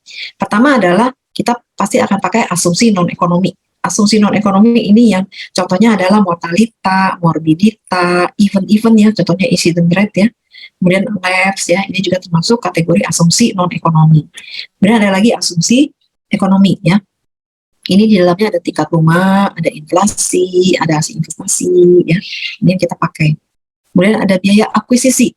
Biaya akuisisi ini adalah biaya yang dikeluarkan dalam rangka menghasilkan premi ya, atau menerbitkan polis. Ini ada komisi, ada biaya pemasaran, kontes, ada reward, underwriting ya, penagihan preminya, penerbitan polis. Terus kalau ada welcome call itu maksudnya gini, sekarang OJK udah mulai ya mensyaratkan welcome call ini. Artinya waktu orang sudah beli asuransi, dia akan ditelepon untuk memastikan bahwa si nasabah itu mengerti produknya, terus mengetahui resiko apa manfaat yang dijamin, apa manfaat yang tidak jamin. Jadi contohnya seperti itu ya. Nah ini kan termasuk dari sisi biaya yang dikeluarkan di awal-awal. Nah ini biaya akuisisi. Ini harus kita pertimbangkan waktu kita melakukan pricing. Jadi waktu pricing kita nggak cuma ngelihat, oh benefitnya ini, kita pakai mortality tingkat bunga. Tapi kita harus pikirin, ini bagaimana nih cara pemasarannya, apakah nanti mau ada kontes-kontes, ada reward. Nah itu tetap harus kita pertimbangkan dan kita masukkan ke dalam pricing ya. Kemudian biaya pengelolaan, nah ini adalah biaya pemeliharaan polis, kemudian kalau ada klaim ya, pasti ada proses klaim, itu juga ada biaya. Kemudian biaya-biaya lain yang untuk mendukung bisnis ya. Kemudian ada bisnis mix. Nah ini adalah variasi dari portofolionya. Jadi di sini kita lihat umurnya ya, jadi range umurnya bagaimana, komposisi dari gender, misal male female-nya gimana, kemudian komposisi dari masa asuransi ini mixnya seperti apa ya, baurannya seperti apa, kemudian premi, manfaat asuransi. Nah ini juga pengaruh. Nah bisnis mix ini sangat berpengaruh sekali ke value dari produk nanti nih. Misal waktu saat pricing kita sudah menentukan, oh mix produknya seperti ini. Tapi secara aktual itu bisa mirip, bisa beda, atau bisa beda banget ya. Nah ini yang harus dimonitor nanti. Itu adalah biasanya tugas teman-teman di produk ya, untuk memonitor bagaimana bisnis mix-nya, apakah masih relate sama asumsi waktu pricing atau sudah melenceng. Kalau udah melenceng kita harus lihat impact-nya seberapa besar. Kemudian apakah perlu dilakukan tindakan-tindakan, misalnya apakah kita mesti reprice, apakah kita mesti educate lagi para tenaga pemasarnya ya, mengembalikan supaya tetap di bisnis mix yang sudah diasumsikan di awal untuk pricing. Kemudian target penjualannya ini sudah pasti ya, kita juga actuary waktu itu tarif premi itu juga melihat target penjualan. Kalau misal target penjualannya besar, kita bisa leluasa ya menentukan tarif premi ya, karena bilangan besarnya sudah pasti akan tercapai, sehingga risikonya udah bisa nyebar secara rata ya. Tapi kalau misal target penjualannya kecil, nah ini kita mesti hati-hati waktu pricing, karena sedikit saja melenceng itu bisa impact, dampak finansialnya bisa besar ya ke perusahaan. Oke, kita sekarang ke pricing. Nah, cara pricing itu ada 3. Pertama, kita punya target profit margin. Jadi biasanya ada perusahaan-perusahaan yang sudah menentukan targetnya. Oh, kalau produk endowment target profit marginnya 5% misal ya. Kalau term life 20% gitu. Kalau credit life 5% misal seperti itu ya contoh ya. Jadi waktu kita menghitung pricing produk itu kita mengacu ke target-target tersebut. Jadi kita harus memastikan tarif premi yang kita hitung itu bisa align dengan target profit marginnya. Kemudian cara kedua adalah mengikuti kompetitor. Nah ini biasanya kalau emang kita lagi mau grab ini ya pangsa pasar, lagi mau melebarkan market share. Nah ini biasanya memang benar-benar jadi kita tarif preminya by learning ya. Jadi kita follow dulu kompetitor, kemudian nanti sambil berjalan kita harus lihat, kita review, lihat experience-nya, dan kalau memang diperlukan kita harus melakukan adjustment ya atau reprice ya di tengah-tengah. Nah ini agak beresiko, tapi biasanya ini tetap ada juga di strategi ketika memasarkan produk ya. Jadi tergantung tujuannya mau apa. Kemudian yang ketiga adalah dihitung sesuai fitur dan asumsi yang berlaku. Nah, ini benar-benar kita menghitung sesuai aja ya dengan fitur dan asumsi yang berlaku. Nah, ini bedanya dengan yang pertama. Kalau yang target profit margin itu biasanya ngitungnya kalau secara tekniknya pakai goal seeking ya, goal seek ya. Jadi semuanya tuh benar-benar harus match sama si target profit marginnya. Tapi kalau yang cara yang ketiga, ini benar-benar kita hitung aja sesuai asumsinya kita pakai dengan mortality, dengan semua asumsi berdasarkan experience, itu kita hitung berapa sih preminya waktu untuk pricing. Nah selanjutnya ini adalah prosesnya ya. Biasanya kalau di pricing prosesnya adalah kita menentukan dulu tarif premi indikatif. Ya, ini ya, maksudnya masih draft lah, premi awal nih, belum final ya, masih tektokan. Nah, dari tarif premi indikatif ini biasanya kita lakukan uji profitabilitas atau profit testing. Habis itu kita akan dapat misal hasil profit testingnya kita misal punya menargetkan secara portofolio berapa nih profit marginnya, misal ini sudah disepakatin, sudah disetujuin, kita bisa maju ke tarif final. Oke, sebentar, ini belum ya, ke tarif premi final. Nah ini biasanya yang paling panjang nih prosesnya, bisa bolak-balik nih, ya karena biasanya kita agak tweak, agak ubah-ubah dikit di fitur produk nih, di sini ya. Kemudian kalau kita sudah ke tarif premi final, nah ini uji profitabilitas, biasanya ini yang kita lihat. Kita lihat bagaimana profitabilitasnya, ini biasanya indikatornya bisa berupa NBV ya, New Business Value, atau Value of New Business, VONB. Kemudian break even-nya, kita lihat biasanya waktu profit testing. Kapan nih produk break even-nya? Kita pengennya berapa tahun gitu ya. Nah, biasanya untuk produk-produk, biasanya antara, biasanya maksimal 5 tahun ya, tapi bisa juga sih kita terapin agak panjang ya. Nah, tergantung dari ini ya, dari risk appetite-nya ya, mau yang berapa tahun nih break even. Oke, sekarang capital strength. Capital strength itu bagaimana si produk ini memerlukan biaya ya, karena biasanya produk di awal-awal kan banyak biaya yang dikeluarkan ya, baik itu enhance system atau lain-lain gitu ya, dan ini mempengaruhi dan bisa memakan modal, berapa nih modal yang dipakai dulu gitu ya. Kemudian IRR, internal rate return, ini adalah return dari si produk tersebut. Dari cash flow-nya kita hitung return-nya berapa. Nah, return ini bisa dua ya, berapa return kepada perusahaan, berapa return yang kepada nasabah. Jangan sampai ke perusahaan return-nya positif, tapi ke nasabah negatif gitu ya. Kita nggak boleh gitu ya. Jadi kita harus bikin yang memang ke nasabah itu juga harusnya ada return. Maksudnya return tuh gini, jangan sampai dia bayar premi lebih gede daripada manfaat yang dia terima gitu ya. Nah, itu kan artinya negatif ya return-nya negatif. Nah, kalau udah sampai premi final, nah kita adain lagi nih namanya uji sensitivitas, test ya. Di sini kita ngetes nih, gimana kalau mortality-nya lebih tinggi, gimana kalau lapse-nya naik, gimana kalau tingkat bunga turun, macam-macam. Kita tes segala macam. Ini bisanya kadang-kadang disebut juga stress test ya, untuk ngelihat seberapa dampak finansial kalau ada deviasi-deviasi atas asumsi yang sudah kita pakai tadi. Dari situ, hasil uji sensitivitas itu bisa kita tentukan, kita gunakan sebagai dasar kita menentukan strategi dari produknya. Misal ini produk, wah ini produk tingkat lapse-nya kalau melenceng dikit, ini dampaknya gede loh misal ya, berarti kita mesti hati-hati nih, kita mesti pastikan ya, ini lives-nya bisa terjaga. Harus ada inisiatif dari perusahaan ya, dari teman-teman baik di operation atau di tempat di bagian lain supaya bisa terjaga. Jangan sampai melenceng, bisa kayak gitu ya. Atau kita harus pasarkan ke target market yang memang risiko untuk lives-nya rendah, misal seperti itu. Kemudian strategi repricing, nah ini juga pengaruh nih. Ini biasanya kalau untuk produk-produk yang sangat sensitif terhadap tingkat bunga. Kita harus, waktu uji sensitivitas, kita bisa tahu pada saat tingkat bunga nurun berapa, ini impact-nya udah nggak bisa ditoleransi lagi. Nah, ketika itulah harus ada strategi repricing. Jadi misal, kalau tingkat bunga turun 50 basis point, ini masalah loh, ini bisa reserve-nya bisa naik banyak misalnya. Ini bisa berdampak finansial yang besar.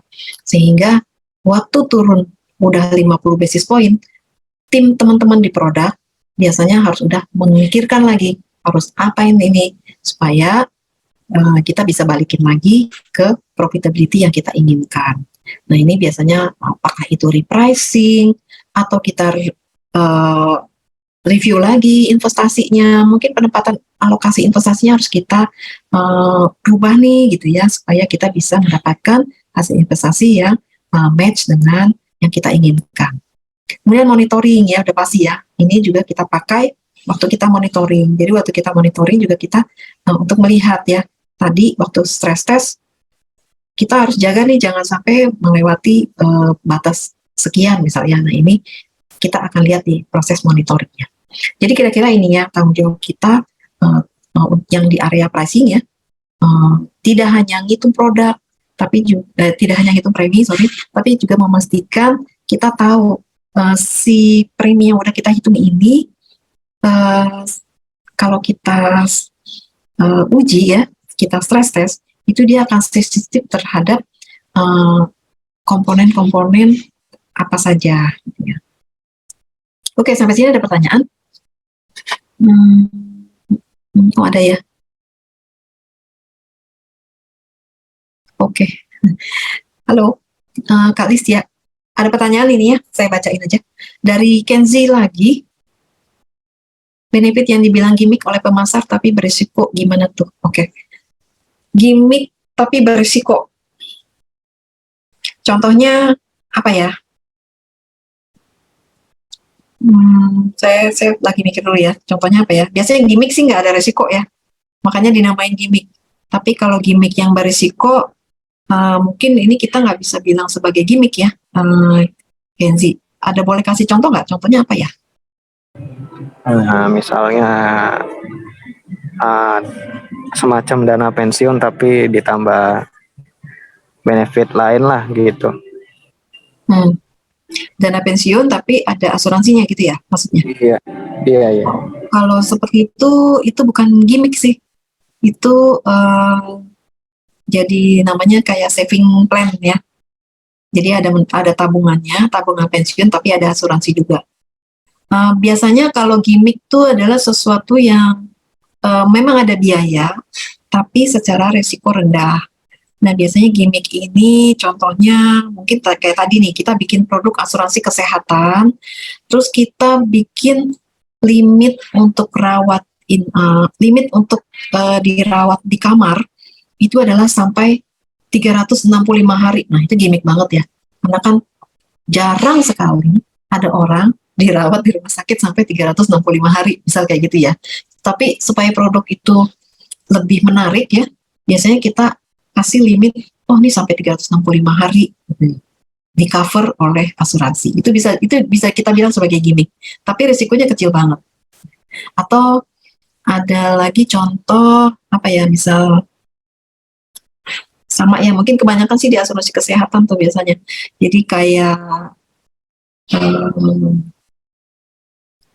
contohnya di ICU ya, di ICU maksimal sampai berapa nih, kita bilang 6 bulan ya, 180 hari gitu maksimumnya. Ini itu juga bisa dibilang kayak gimmick ya, karena orang biasanya kalau udah 180 hari di ICU agak-agak ini ya, jarang banget ya biasanya. Contoh seperti itu ya, yang untuk gimmick. Ada resiko, tapi resikonya kecil, tapi itu kita pakai untuk supaya produknya lebih menarik ya. Nah, kalau yang tadi kita kasih asuransi itu kalau saya bilang tambahan sih, nggak bisa kita bilang gimmick karena itu tetap ada risiko. Ya biasanya kita hitung juga ya. Oke teman-teman, oke cukup ya Kenji ya.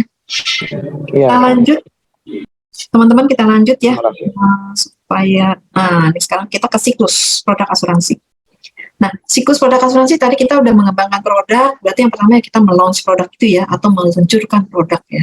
Nah, apa saja yang perlu kita siapin? Biasanya waktu meluncurkan produk itu kita harus laporkan ke regulator. Ini wajib ya. Jadi peraturan OJK, semua produk itu harus dilaporkan kepada OJK untuk mendapatkan persetujuan. Jadi kalau kita belum dapat approval dari OJK, kita nggak boleh memasarkan suatu produk. Ya. Jadi harus dapat approval dulu. Kemudian kalau produknya itu adalah merupakan produk kerjasama dengan bank atau biasanya kita namainnya bank assurance, maka itu kita harus laporkan juga ke BI ya. Jadi ada OJK, ada BI juga. Karena si Bank Indonesia itu juga melakukan monitoring juga terhadap bank yang memasarkan produk-produk asuransi. Kemudian waktunya, nah ini kita juga pengaruh ke timeline-nya. Jadi waktu kita mau meluncurkan satu produk, kita mau targetkan produknya launch-nya di bulan September, kita harus hitung mundur nih, berapa waktu kita untuk pricing, berapa waktu kita untuk meminta approval OJK ya, kemudian berapa waktu yang diperlukan untuk menyiapkan lain-lain. Nah, lain-lain itu apa? Nah, ini contohnya bisa perlu development, enhancement di sistemnya, karena biasanya belum tentu satu sistem otomatis bisa mendukung semua produk ya, kadang-kadang ada produk baru agak beda-beda dikit, harus ada enhance gitu ya. Ini harus dipikirkan dan harus diperhitungkan supaya waktu kita netapin target launching suatu produk itu tepat ya, karena kita sudah perhitungkan itu mundurnya. Kemudian penyiapan marketing kit ya, marketing kit itu apa sih? Ada brosur, ilustrasi, script ya. Misal ada mau pakai apa sih namanya bilangnya kita kayak marketing tools juga ya ini. Kemudian aplikasi form, kemudian ada form-form lain ya yang kita perlukan dan kita harus siapkan. Nah itu harus disiapin tuh semua. Jadi kita nggak cuma fokus minta approval OJK aja, tapi kita harus siapin dulu yang lainnya supaya tanggal launchingnya itu kita bisa temui apa kita bisa capai ya secara tepat. Kemudian training ya sudah pasti harus kita pikirkan, kontes dan campaign. Nah ini kontes dan campaign biasanya kita harus kolaborasi, maksudnya integrasi dan kolaborasi dengan teman-teman di bagian pemasaran ya, di bagian sales. Kenapa? Jadi harus align nih, kita mau ada produk baru launching di bulan September, ya harusnya itu align sama kontes-kontes dan campaign yang dilakukan oleh pihak sales ya. Jangan sampai pihak sales baru ngadain campaign yang lain, terus kita bikin produk baru, launching produk baru akhirnya nggak ada campaign. Nah itu kan sayang banget ya. Jadi biasanya ini harus dibicarakan juga bagaimana kontes dan campaignnya supaya produk yang udah capek-capek kita bikin ini ya bisa kita promosikan dengan baik ya. Kemudian mengelola produk. Nah, mengelola produk sudah pasti kita memonitoring ya bagaimana kinerja hasil dari produk tersebut. Nah, di sini yang kita lihat adalah biasanya volume penjualannya, profitabilitas. Nah, ini biasanya bisa dengan new business value atau value of new business. Kemudian lapse rate-nya biasanya kita hitung, karena ini kan pengaruh dari asumsi yang kita pakai. Kemudian klaim-klaimnya, aset dan liabilitas, ini kita lihat kenapa, karena kan biasanya produk-produk, terutama yang jangka panjang, itu kan kita hitung pakai asumsi hasil investasi berapa gitu ya. Nah ini juga harus kita pastikan aset yang membackup produk tersebut itu juga menghasilkan investasi yang sesuai, yang kita harapkan. Kemudian dukungan reasuransinya bagaimana? Ini juga harus kita siapin nih dari awal nih, kalau misal ada dukungan reasuransi dari awal, arrangement-nya seperti apa, bagaimana nanti administrasinya, kemudian kalau misal terjadi ada risiko apa gitu ya, kadang-kadang untuk dukungan reasuransi ini ada juga risiko default juga harus kita pikirkan ya, karena kita tahu bagaimanapun reasuransi itu punya kapasitas juga ya. Kalau dia sudah kapasitasnya udah lebih daripada yang mereka bisa berikan, nah ini kita harus mulai pikirkan lagi, apakah reasuransinya mau kita perlebar lagi ya, atau kita review lagi arrangementnya. Nah, yang terakhir adalah biaya versus budget. Ini udah pasti ya. Biasanya budget itu adalah asumsi-asumsi yang kita gunakan pada saat pricing ya. Nah, ini harus kita lihat sama yang aktualnya. Bagaimana? Ya. Oke, setelah monitoring, biasanya ini adalah kita lakukan juga ya, namanya product review. Nah, ini biasanya kita lakukan minimal 1 tahun sekali, kita harus nge-review semua produk-produk ya. Nah, kenapa harus kita review? Karena biasanya ada perubahan dari sisi asumsi. Nah, kalau di actuary kan kita punya kewajiban melakukan experience tadi ya, yaitu mereview lagi semua asumsi-asumsi yang kita pakai. Karena bagaimanapun setiap tahun itu pasti ada beberapa kondisi yang berbeda ya. Nah, ketika ada perubahan asumsi, ini kita harus review lagi. Kita cek impact-nya apa si asumsi baru ini terhadap produk-produk yang sekarang ini ada. Nah, ini yang dimaksud dengan review. Kemudian selain asumsi, biasanya kita juga lihat dari kinerja produk tersebut. Jadi produk tersebut kan biasanya ada apakah udah sesuai sama target market, apakah sudah sesuai dengan profitability yang kita inginkan, ya kinerjanya seperti apa. Kalau misal ternyata profitability-nya tidak seperti yang diharapkan, berarti harus kita lihat lagi apakah mungkin perlu di-revamp ya produknya, fiturnya harus kita rubah-rubah dikit, atau kita baru tahu ternyata ini karena metode cara bayarnya nih gitu ya. Jadi itu yang mesti kita review. Jadi tidak cuma dari sisi asumsi saja, tapi juga dari kita lihat dari kinerjanya. Selanjutnya hasil dari review tadi, kita akan bikin keputusan. Nah, keputusannya ini bisa 4 macam ya. Pertama, kita lanjutkan karena perubahan asumsi ini tidak menjadikan satu produk ini katakanlah menurun profitnya, atau membuat produk ini menjadi bertambah resikonya gitu ya. Jadi kita bisa lanjut tanpa ada rubah apa-apa. Kemudian ada juga yang harus kita lakukan adalah reprice. Jadi ternyata produk ini harus di-reprice nih karena hasil investasi udah nggak cukup nih, tren tingkat bunga turun. Ini produk kita waktu itu pakai pricing asumsinya cukup tinggi misalnya hasil investasinya, ini di review misalnya, maka di reprice.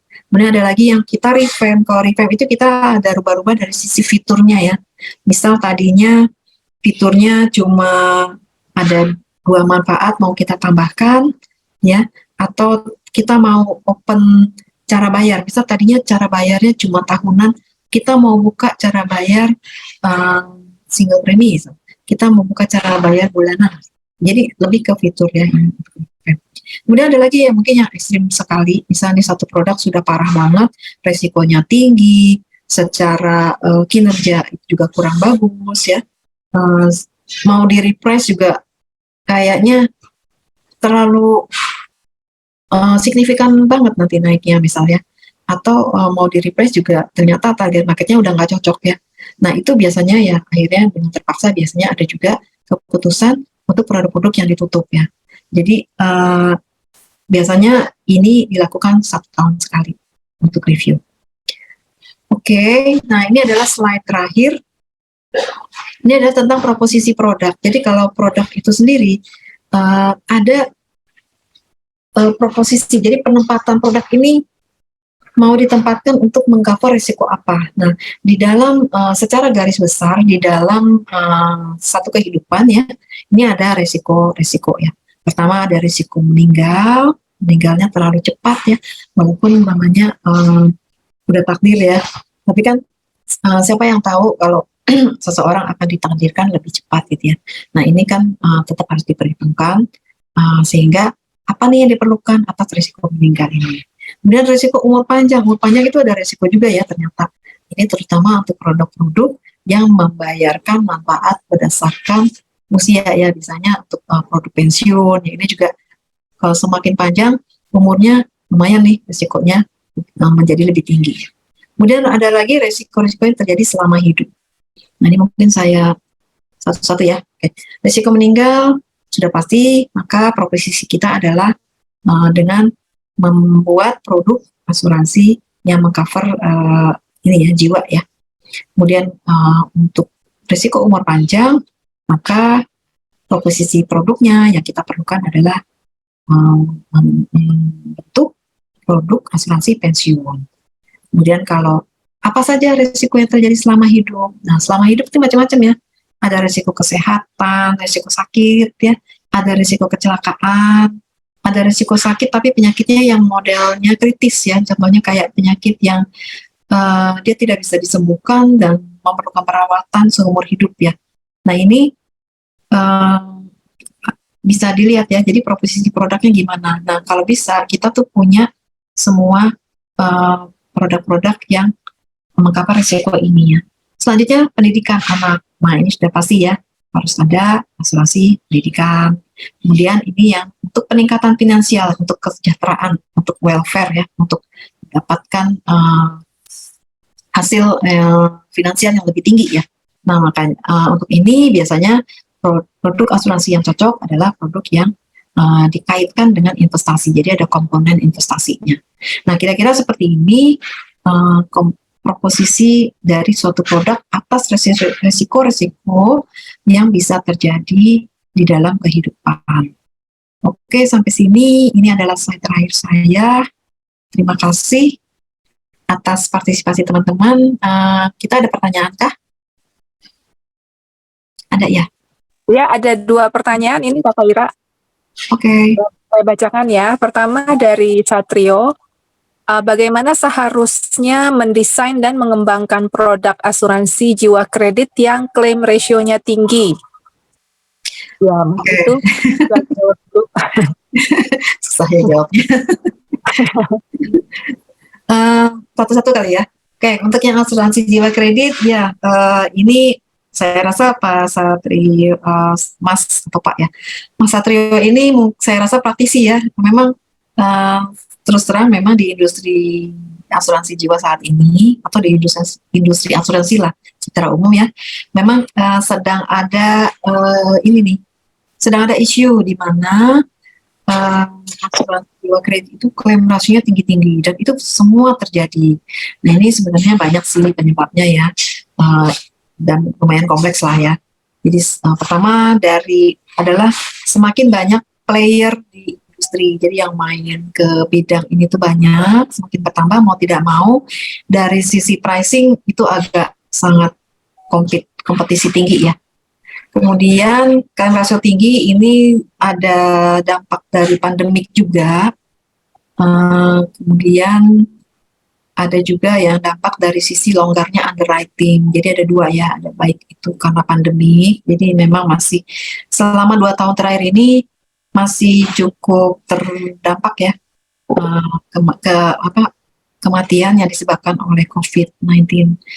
Kemudian ada juga efek dari underwriting yang longgar. Jadi kalau untuk AJK yang tadi di awal banget ya, ini kan biasanya kerjasama dengan bank, di mana bank itu biasanya punya demandingnya cukup tinggi, di mana mereka selalu meminta untuk proses akseptasi asuransi yang lebih cepat ya, sehingga underwritingnya banyak yang di skip underwritingnya ya longgar lah gitu ya, nggak terlalu dalam untuk proses underwritingnya. Nah, untuk mengatasi ini saya rasa memang sih bukan cara yang populer ya. Yang pasti kita perlu review lagi. Kita bisa melakukan reprice. Ada banyak cara sih ya. Pertama kita bisa reprice yang sudah pasti ini menaikkan premi yang pasti akan dampak juga ke kerjasama ya dengan partner banknya ya. Kalau misalnya ini dipasarkan lewat bank ya, partner siapapun ya. Kemudian bisa juga kita mereview lagi dari sisi reasuransinya. Mungkin reasuransinya kita bisa coba metode-metode yang memang belum common ya sekarang ya. Yang cuman sekarang udah mulai ada tren pakai stop loss ya untuk Jadi maksudnya stop loss itu kita ada tetapin maksimum claim ratio. Jadi kalau misal claim ratio, contohnya kita tentukan 80% ya. Misal jadi kalau claim rasionya udah hit 80%, maka sisanya itu asuransi tidak akan cover lagi. Jadi ada batas. Dan ini memang harus dinegosiasikan dengan partner ya. Ketika kita menentukan stop loss. Dan juga sistemnya harus bisa nih ngontrol ya, karena kan itu agak netepin 80% juga ngitungnya gimana, harus ditetapin lagi, harus transparan juga hitungannya, harus disepakatin. Karena kalau kita nggak kasih hitungan yang transparan, nanti setiap orang punya persepsi yang berbeda ya hitungnya. Itu yang kedua. Yang ketiga mungkin dari sisi underwriting. Underwritingnya kita review lagi, apakah ada cara-cara underwriting yang sederhana, tapi bisa menangkap resiko-resiko yang sekarang ini kelihatan. Mungkin seperti itu sih. Memang ini bukan cara-cara yang bisa dibilang pro kepada sales ya. Tapi memang ini harus dilakukan. Karena bagaimanapun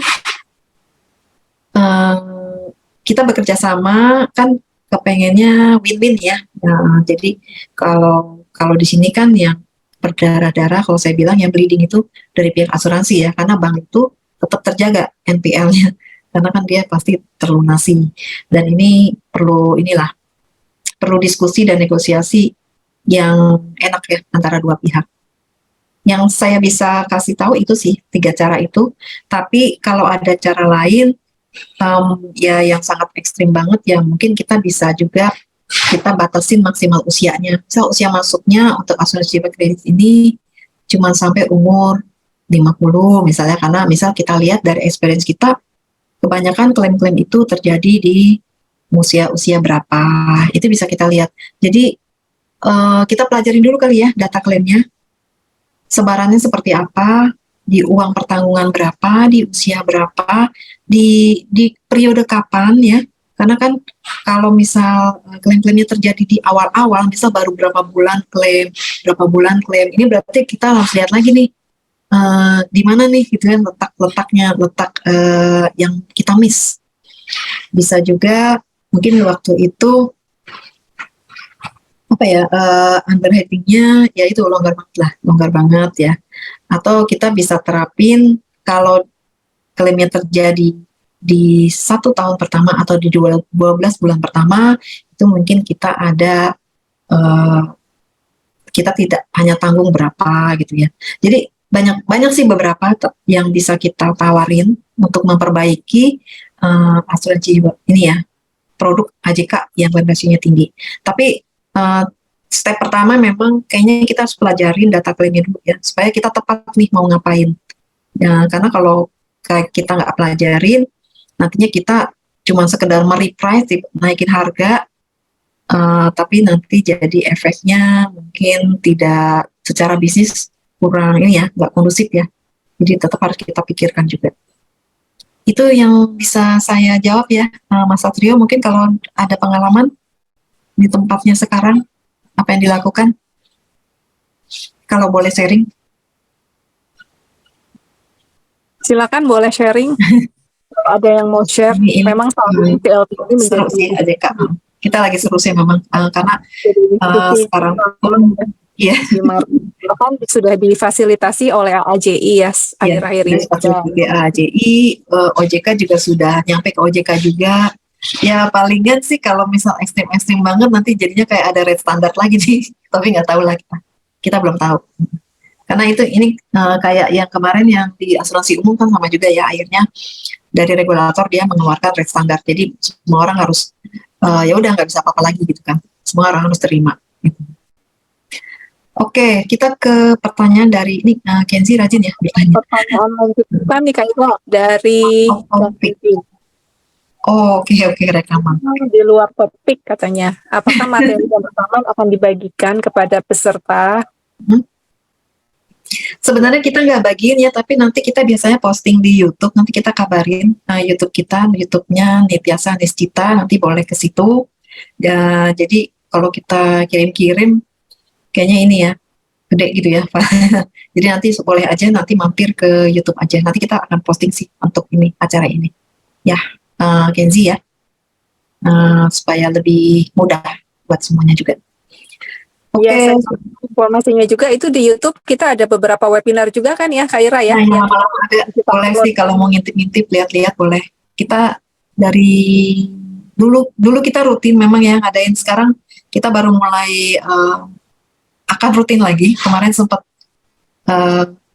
vakum ya webinarnya, tapi sekarang kita akan rutin ya Kalisia ya. Jadi insya Allah bulan depan kita mau adakan lagi, dan ini saya tutup share dulu ya.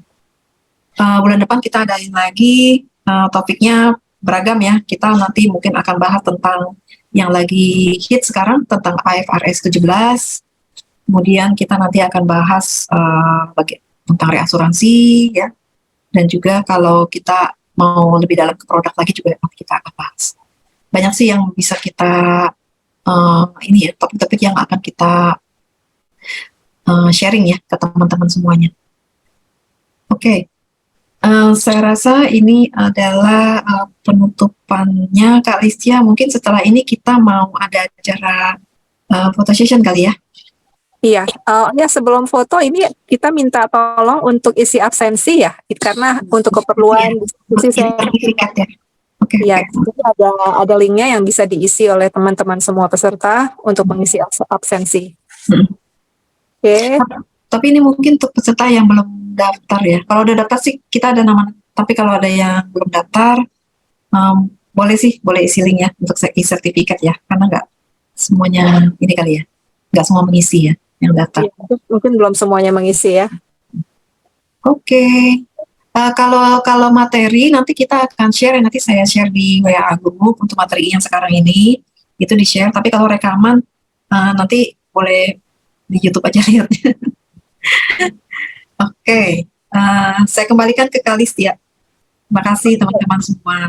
Ya, terima kasih Kak Iro atas sharingnya mengenai persiapan produk, pengembangan produk asuransi. Ini banyak sekali ya saya rasa ya manfaat yang kita petik dari proses pengembangan produk di asuransi. Nah, ini sangat bermanfaat sebenarnya untuk role seorang actuary maupun di product development ya. Bagaimana caranya kita mulai mendesain suatu produk sampai nantinya akan memprice dengan proper pricing, dengan proper premi ya.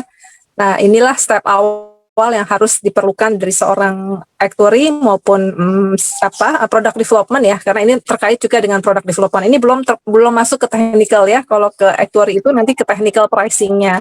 Nah, itu ada sesi lain, biasanya kita harus melakukan modeling profit testing untuk memprice produk itu, menentukan preminya sedemikian sehingga preminya itu dapat mengcover resiko yang di-offer sesuai dengan manfaat dan juga dapat memenuhi target profitability yang diharapkan oleh shareholders. Oke, demikian dari kami sesi webinar ini. Sebelum menutup acara ini, mungkin kita akan foto bersama yang akan dibantu oleh Kakak Anton ya. Antonio. Teman-teman boleh izin tolong izin open kamera mungkin biar bisa foto bersama. Open Antonio.